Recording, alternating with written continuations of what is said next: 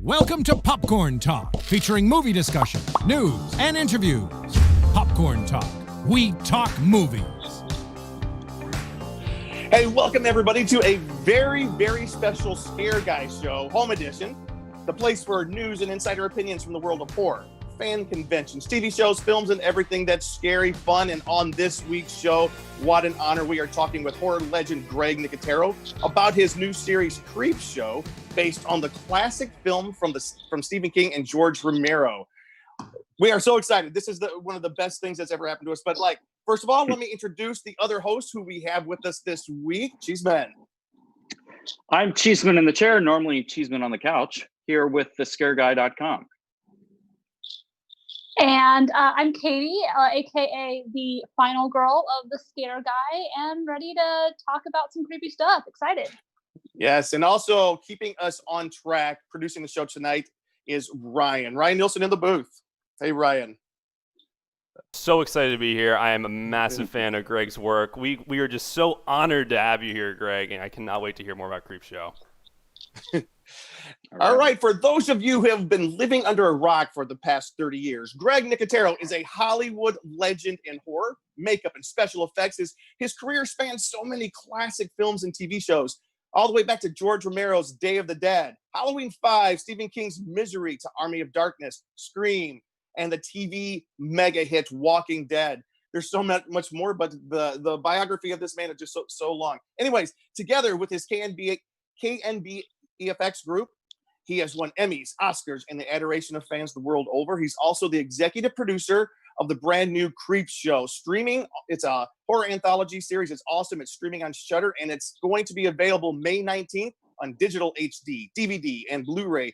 And it has a ton of cool new behind-the-scenes special features. Greg, we are so glad to have you. Welcome to the Scare Guy Show. Oh, thanks, guys. Super, super exciting to be here. We just got to ask you, I know that we want to be very sensitive to what's happening in the world right now, and just let everybody know that we don't take it lightly. And we just want to ask you, Greg, how are you doing? I gotta say, it's strange to be going 1,000 miles an hour and then stop dead in your tracks. I'm sure that a lot of people that are accustomed to doing a lot of things are having that same unique experience. The good part about it, honestly, is I'm making up for a lot of lost time being away from my kids, because I've been in Georgia for 10 years, back and forth on The Walking Dead. So I'm not really I'm not sad about that part of it. But it's strange. I mean, I think all of us everyone's just curious as to wanting to know when things will get back to normal. There hasn't been a Walking Dead episode that Daryl was out looking for toilet paper. I'll be really I don't know how we missed that. Yeah. I don't think it'll make an appearance now. I don't think anyone could have predicted that would have been a reaction of people. So I'm trying to make light of a very strange time.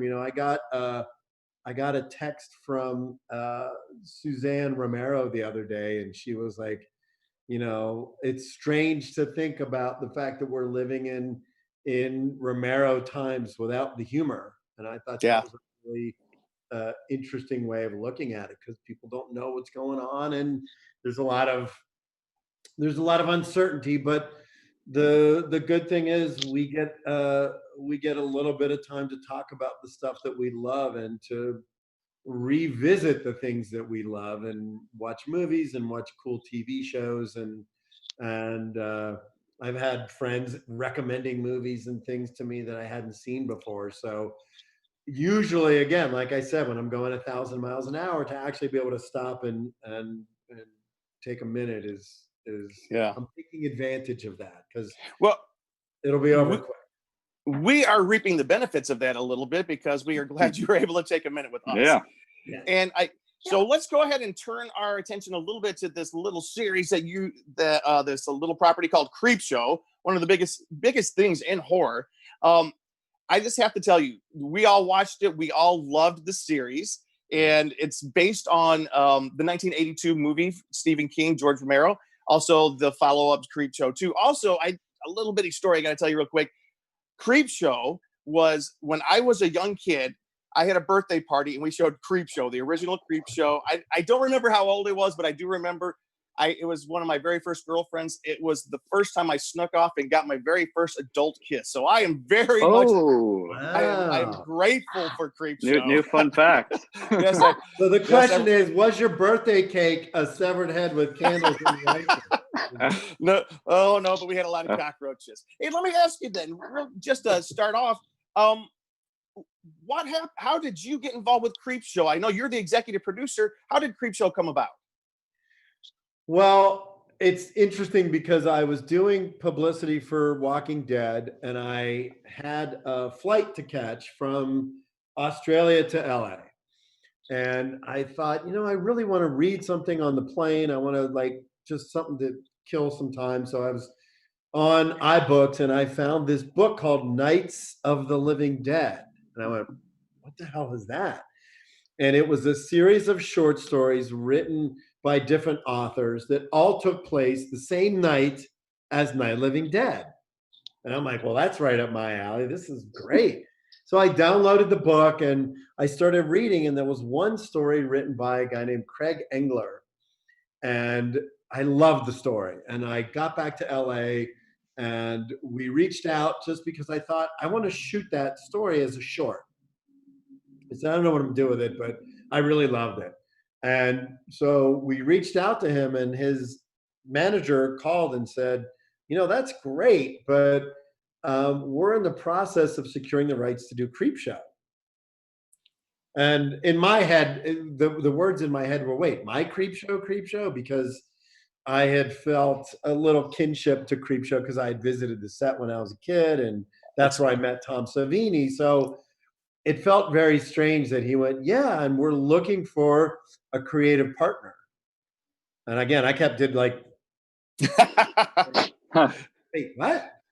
So I had a deal with AMC and called the higher ups and just said, listen, I want to do this during the Walking Dead hiatus. I want to do Creepshow, and it took a little convincing because it was for their streaming service, and I don't think anybody really had kind of quite figured out how all that stuff really worked yet.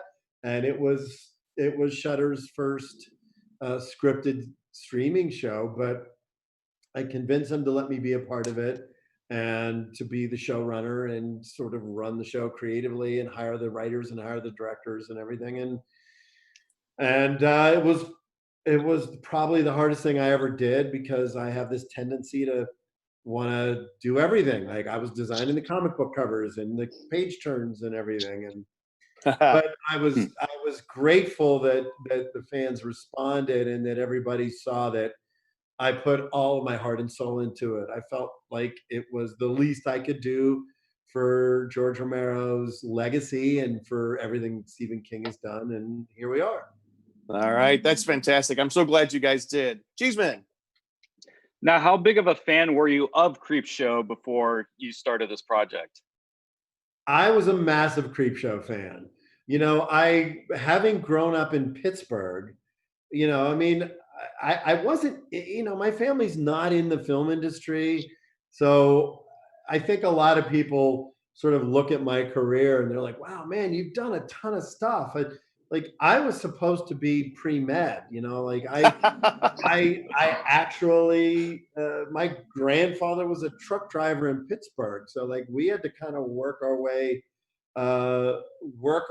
into this world. And between Jaws, Dawn of the Dead, Creepshow, I was a massive, massive fan of George Romero's. Yeah.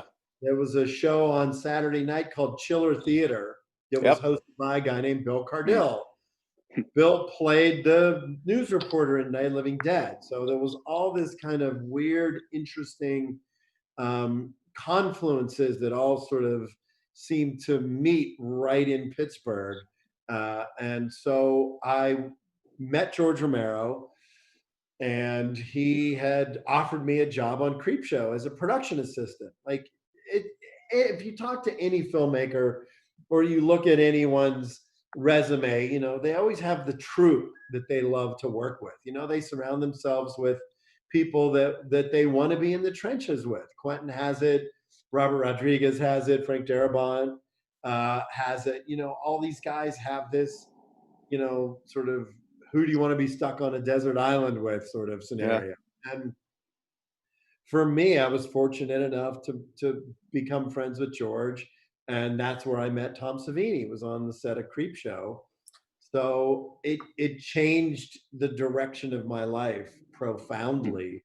So I feel like I had a big responsibility to reimagine Creepshow in the way that George would be proud of it, and in the way that fans of the original, because you know the interesting thing about my Creepshow series is that the people that love the movie felt like they got something out of it. It wasn't like, oh, we weren't trying to change it so much or add some new weird ownership to it. You know, the original Creepshow was in my estimation way ahead of its time by using animation to bridge the stories, and the color scheme, the lighting. You know, Robert did it when we shot Sin City in 2004. I really believe that Sin City was probably the closest thing that anybody had ever come to doing something like George had done in the original Creepshow, and that was a considerable amount of time later. Yeah, it's fantastic. It looks great. Luke, did you have another question? Or hey, Katie, do you have a question? Yeah, my question is, like, you were talking about inspiration, but in the sense of when you're producing content of horror nature, and that's super graphic, super bloody, is there ever a moment where you think, is this too much? Or do you just take that risk and just do it anyway? Well, you know, the advantage is horror always takes that risk. That's what makes it horror.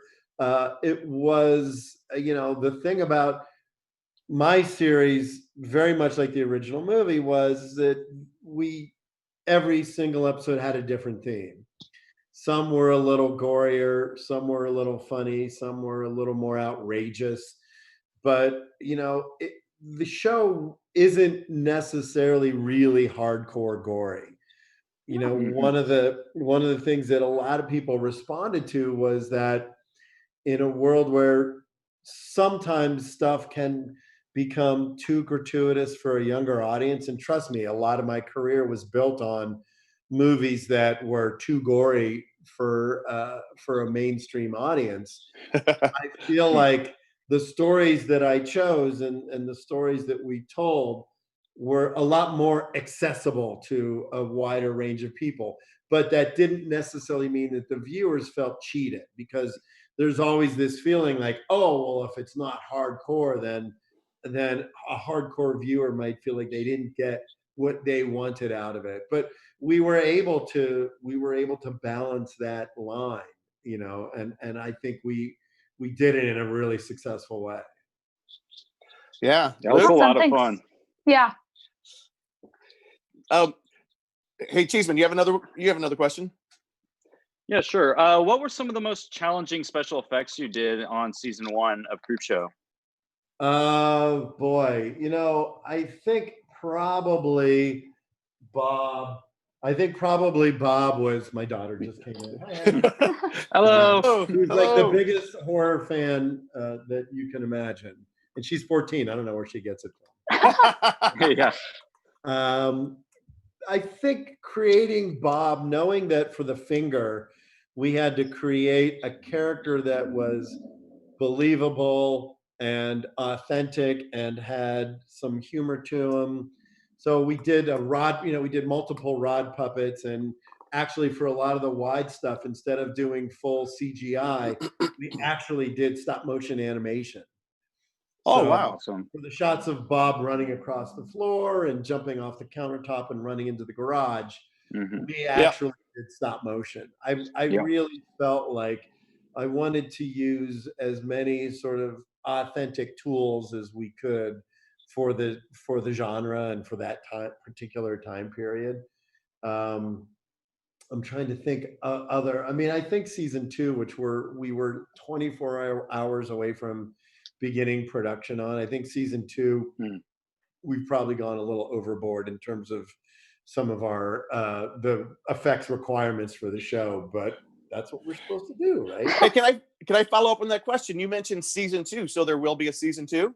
Yes, we have 6 episodes, 12 stories, the same Nice. format as season 1. I wrote a couple scripts. We have some stories from Joe Conrath and Joe Hill. Some of our writers from season 1 have returned.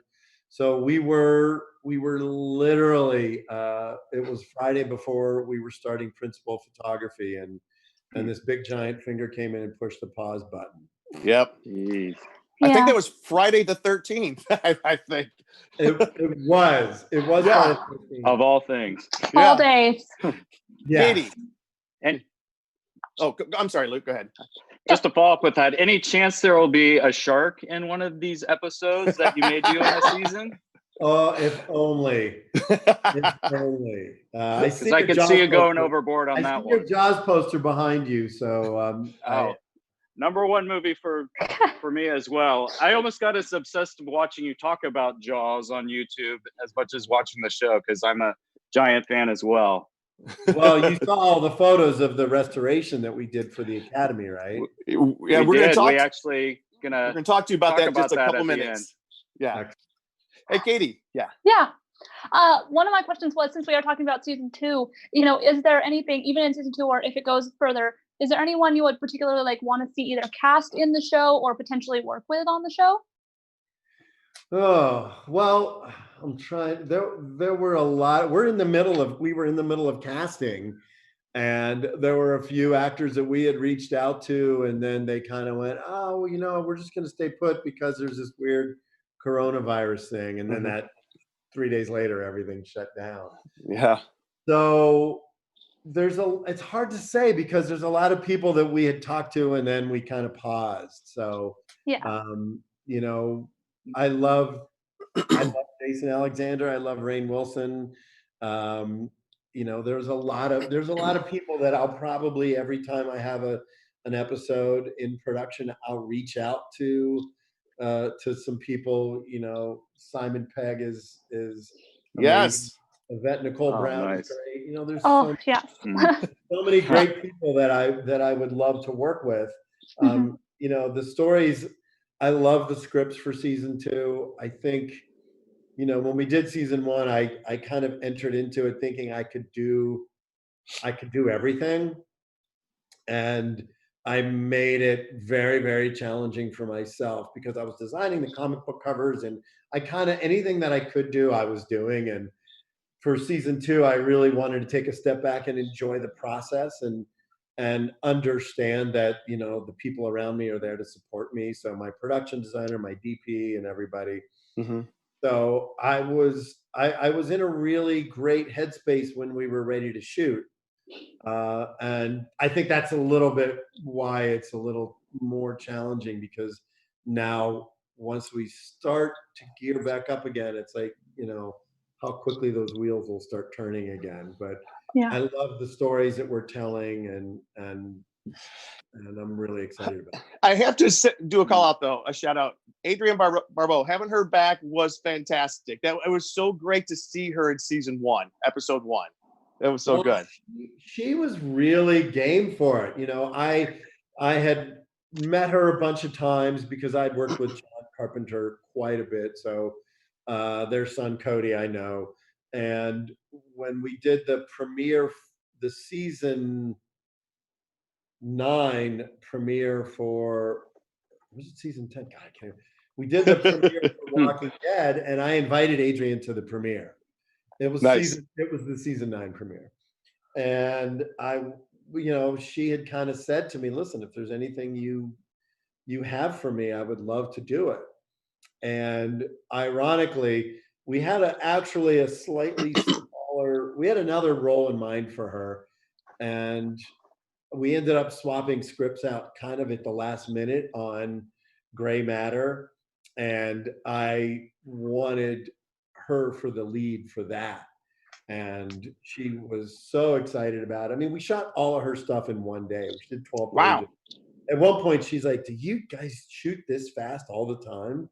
Like, well, we got 3.5 days to do each segment. So this is Oh, that's amazing. yeah, it was a little mind blowing. And at one point, it was kind of funny because we had a lightning strike. So when you're filming, if there's lightning within 6 miles of where you're shooting, everybody has to stop and you have to turn the generators off and you got to wait for the lightning to pass. So we're all sitting in the set, kind of looking at each other. And I look over and Adrienne Barbeau's sitting there. And I said, you know, if somebody would have told me when I was 14 years old watching Escape from New York in the Fog that I would be hanging out with Adrienne Barbeau on a movie set waiting for lightning to pass so that we can continue filming, I said I would never believe it in a million years. That's fantastic. Awesome. Hey, Greg, can I ask you a question? Can you see us? Can you see the Yeah. screen? Okay. I can see everybody's background. All right, fantastic. I saw the Eugene thing and Katie's. I saw Luke's background with the Jaws poster. I can see all your Walking Dead. I see Godzilla, All right. Funko. Awesome. Well, Luke has a few photos he wants to show you. Just kind of talk about real quick. All right. And Ryan, if you can hold those up for us, that would be great. And yeah, now you did some recreations of a scene from Jaws with 3 of the characters. We actually saw it at the Hero Complex Gallery. You premiered it like at Jaws Fest, right? Yes. We just wanted to kind of mention that. Can you tell us a little bit about that and what inspired it? Well, you know, the fun thing about doing special effects makeup is you can build all the toys you wanted when you were a kid. So the only thing that I felt I would never ever get a chance to do would be to recreate the shark. So I thought, well, you know, I'll recreate pieces of it. So we did this full-size Bruce head for the original Jaws Fest. And then when they did another one, I wanted to recreate that scene. I just thought, oh, it'd be really kind of cool, like sort of do this museum quality recreation of Hooper and Brody and Quint on the back of the Orca. yeah. And it was so realistic too. You know, we had a live cast of Richard Dreyfuss, and we had a live cast of Roy Scheider and Nick Mara, who's a really talented sculptor, does a lot of great stuff, and he sculpted the heads, and then we molded them and punched all the hair in and body cast guys in the shop to make the bodies and the hands and everything. So where can you see it now? What's that? Where can you see it now? Actually, there's a microbrewery that's supposed to open in the San Fernando Valley that it's going to be on display along with some of our other props and things. Oh, fantastic! So it'll be available. It was at the Catalina Museum. That was in a Jaws exhibit in 2018, and I think I talked to Mopop up in Seattle to see if they ever wanted to display it. It's just a cool piece that people need to see it. You know. Now, can you quickly tell us about the restoration of the 4th Bruce that you got from the junkyard? Yes. Well, the funny thing about that was that, so you got to flash back in time to 1975. Jaws comes out. Universal has this huge backlot tour, and all of a sudden, the way I imagine it is they start scrambling. Like, we got to have something from Jaws in the backlot because we have like the biggest movie in the world and we don't have anything to show for it.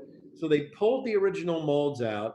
I don't know why, I have this vision of like a bunch of guys smoking cigarettes, like painting fiberglass of the shark, and they hung it by the tail, and it was on display. So when you would go to the backlot at Universal, you could see a replica of the shark from Jaws, and they painted it green with like this weird like house paint texture or something.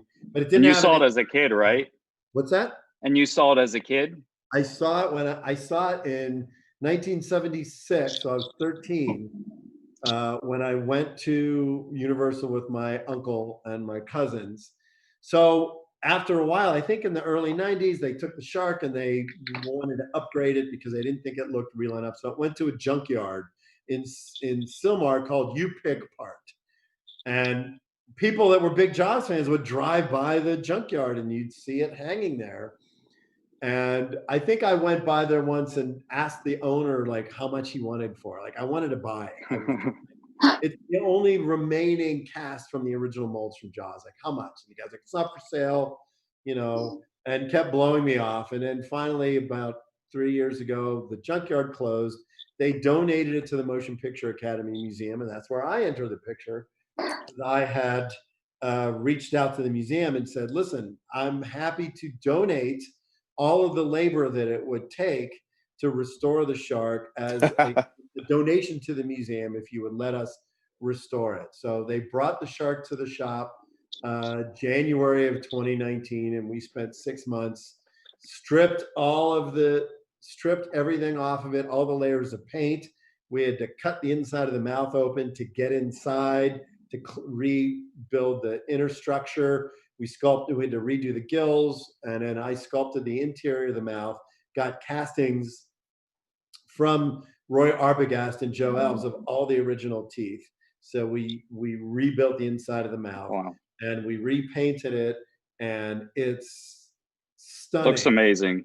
It does, yeah. In person, you can't even imagine how breathtaking it is. And to think that some guys took that job and said, okay, well, we're going to build a 20-foot shark and we're going to put it in the water, and it's the size of a bus, but we're going to figure out how to move.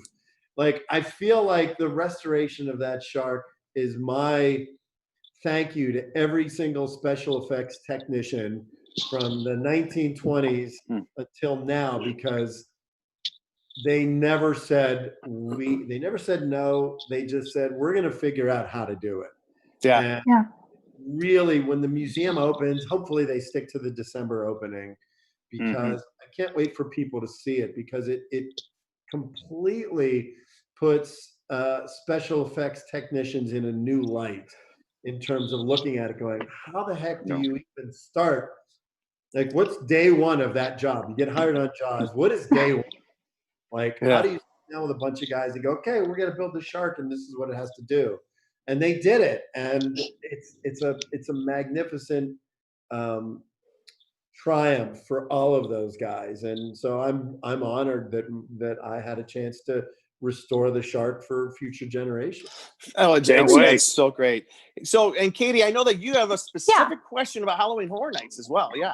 Yeah. So, Greg, obviously, you know, with Walking Dead and also Creepshow and Horror Nights, those are both very popular properties that can go to Horror Nights. So, and the show gave me like that whole Horror Nights vibe, but visually, like the lighting, the sound. So it made me want it to be Halloween. We all love Halloween, and at the Scare Guide, we talk about Horror Nights all the time. So the first question is, have you been through the mazes for your shows? Yes. Listen, I'm a huge Horror Nights fan. I mean, I was going to Halloween Horror Nights, you know, when it first started, and I would go to the ones in in Orlando. Yeah. Because we were doing Walking Dead mazes back and forth. So I consulted a lot with them. So when it came time to do the Creepshow maze, I was thrilled beyond words that Creepshow was going to be a maze. And not only that we could use some of the original stories plus some of the new stories. So again, I think that it has the perfect aesthetic for Halloween Horror Nights, because like you said, you can draw a giant big comic book and then you can walk through the comic book panels and you're in the story. So I was really, really proud of it. And, you know, I'm excited about the fact that I think that we're going to do it in Orlando this year, maybe.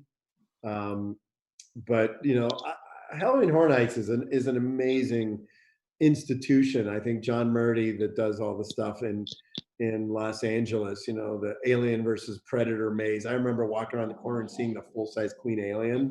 Oh yeah. Like my mouth dropped. I was, you know, there's something so unique about horror fans in general. It's like, it's not just enough that you can go see the movie, but horror fans they'll go to Martha's Vineyard where they shot Jaws. They'll go to the Monroeville Mall where they shot Dawn of the Dead. Like, there's such a level of dedication that horror fans exhibit that is above and beyond any other genre. It's above Westerns, it's above musicals, it's above everything else. So part of the fun with Horror Nights is you get to walk in and stand in the same room where Michael Myers was. Yeah. Or where Frankenstein meets the Wolfman fought, or whatever. So I think it's a really unique experience that horror fans are built for, which is to be able to step in the same footsteps of this famous monster or this famous character or creature, and do it in a fun way. And it's just a great thing. What's your second? You have one more question, Katie, about Yeah, that? I mean, you kind of touched on it a little bit with your answer, but like, so when you are creating your horror shows and properties, do you think this would be a good scene for a Horror Nights maze? And do you think about that at all when you're producing and creating it? Sometimes, you know, I think sometimes it's also the other way around. Like, I'll have a call with the executives at Universal and they will read the scripts and they'll go through everything. But then I'll be like, wait a minute, but there's an opportunity here for this. There's an opportunity here for this. So it's a really unique collaboration. But in terms of like season 2 of Creepshow, I can already see which episodes would allow for a particularly fun boo scare at a maze. Nice. Nice. Awesome. So I've got a question for you, Greg. And first, Ryan, are we able to show the pictures? And if you can, okay. So Luke has one particular picture I think that he wanted to show to Ryan, which would probably be picture number 5, I think. All right, hold on. Okay. Yeah. Oh. And this was before we knew like who it was. I predicted, and I went to conventions dressed as Abraham with the bat on my head, and I ended up being on like Sci-Fi Channel, on Comic-Con and everything. But I was at conventions, but I'd run into like multiple special effects people, and they're like, "Oh, I know Greg personally," and they said they like sent this picture to you personally, but I'm not sure if you actually did see it, but I did see it. I remember this photo. That's cool. It's awesome. It's great. Listen, I mean, that it's so, that whole episode and so much of what went into making that, and the sheer split that episode had with fans and with people, and fans of the comic book that were excited to get to that moment, and people that, you know, I mean, me, one of them, being so sad to see Steven and Michael go. But you know, the cosplayers and the fans of the show, you know, I think I saw more people dressed as Abraham and more people dressed as Glenn with an eyeball hanging out than I would have ever expected. So Greg, we are kind of bumping it close. We're almost done here, but we just have a couple more questions. But one of them, this being the 40th anniversary of Friday the 13th, and you and Tom Savini go back so far. Do you, from that original Friday the 13th, way back then, do you have any of the makeup effects or anything that you could talk about that you just thought were just stand out at the time? Well, I took my high school girlfriend to see Friday the 13th in the theater. And that was before I knew Tom. I mean, I was just a fan because I didn't meet Tom until Creepshow. But Tom was sort of the guy that did Dawn of the Dead, and the guy that, so I knew who he was. You know, in Pittsburgh, because Tom was from Pittsburgh and I was from Pittsburgh, when Dawn of the Dead came out, there was a lot of like news, like PBS did a half-hour special just on Tom. There was a lot of stuff about him on the local TV. So I knew who he was. And so with Friday the 13th, I took this girl, I'm like, oh my God, this guy that did the special effects, is one of the best guys in the world. And I wasn't ready for it. She definitely wasn't ready for it.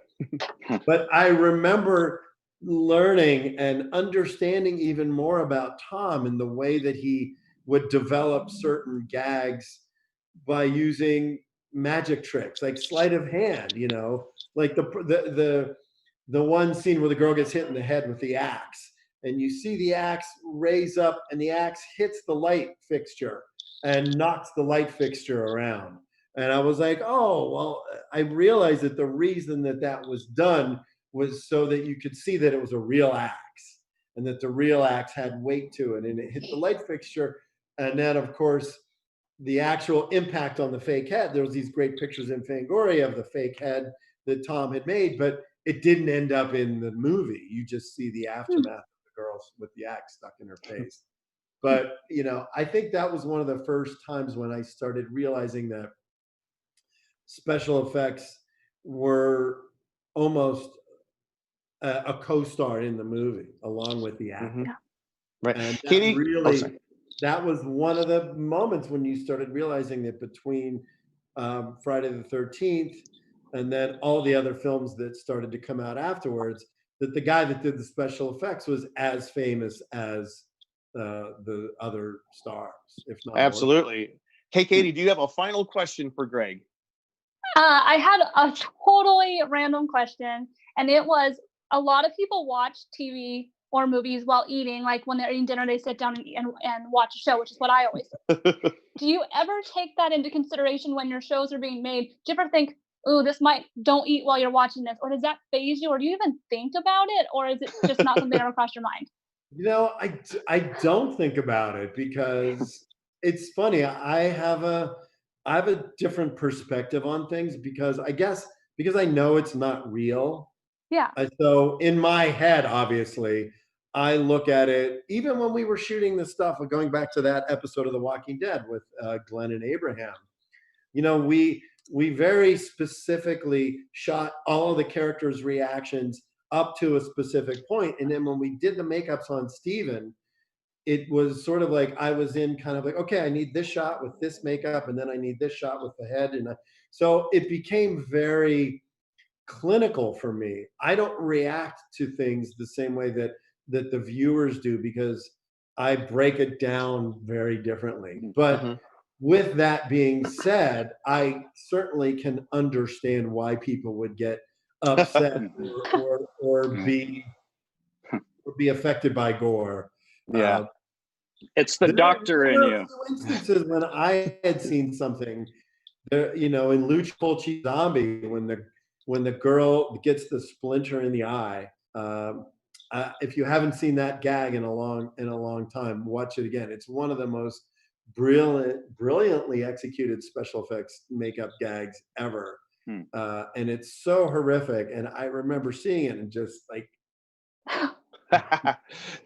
Hey, Luke, do you have a final question for Greg? Yeah, my final question is, if you could work on any dream property you have not done yet, what would that be? Ooh. Is that going back in time or just forward in time? Anywhere. Yeah. Anywhere. We play this game sometimes where it's like, if you could go back in time and work on any movie, what would it be? Or recreate a series like you did Creepshow kind of for a property. Yeah, I love John Carpenter's Prince of Darkness. And it was on again the other night, actually, and I started watching it. It's such a really unique idea that I keep playing around with the idea of wanting to do that. I just read recently a draft of The Day of the Triffids, which is a movie that I really liked quite a bit when I was younger, and I thought that the script was an interesting take on it. But I always sort of gravitate to that kind of material that it's got this weird apocalyptic resonance to it, and what people do to survive, which is kind of what we're doing now. So yeah. So Greg, we will definitely be tuning in for season 2 of Creepshow. But last question, we would be criminal if we did not ask. Do you have any kind of preview for next year's Walking Dead? next season? Don't. I mean, we hadn't even started pre-production yet. The finale, episode 16, is going to air later in the year, which is an episode that I directed. It was written by Corey Reed. It's a fantastic episode. So I think there's a lot of great stuff to come for The Walking Dead, the world of The Walking Dead. And that's all really I can say. Oh, no worries. No worries. Thank you. And, thank you for asking, and thanks for everything. I'm excited for people that haven't seen Creepshow to get a chance to check it out on May 19th. And yes, Greg, thank you so much for coming on the Scare Guys show. This has been such an honor. And everyone, please make sure you pick up a copy of Creepshow. Comes out May 19th, on digital HD, DVD, Blu-ray on May 19th. Also streaming on Shudder. Also, everyone, thank you for watching. We really appreciate it. You can check us out on iTunes, YouTube, wherever you listen. Follow us on Instagram, Twitter, Facebook. All right, Cheeseman and Katie. Katie, where can we find you online? I'm Katie. You can find me on Twitter and Instagram at KT_Christine. Also active on the Scare Guy Twitter and Instagram, but also a host here at AfterBuzz, and I do the Batwoman and Riverdale after shows that you can check out. Awesome. Cheeseman. And I'm Cheeseman. Well, usually Cheeseman on a couch, Cheeseman on a chair, but you can find me on Twitter at CheeseOnCouch and on thescareguy.com. And I just want to say, Greg, it's such an honor to virtually meet you. This is such an honor. Big fan of yours. Thank you, guys. Absolutely. Greg, where can people find you? I am at G Nicotero on Instagram. I'm not on Facebook or Twitter or any of that other stuff. So Instagram is the only place you can find me. All right. And you can find me at Jim Frye LA. Everybody, thank you so much for tuning in this week. We will be back for more shows later in this season. Bye-bye. Thank you so much, Greg. From producers Maria Menounos, Kevin Undergaro, and the entire Popcorn Talk Network, we would like to thank you for tuning in. For questions or comments, be sure to visit popcorntalk.com. I'm Sir Richard Wentworth, and this has been a presentation of the Popcorn Talk Network.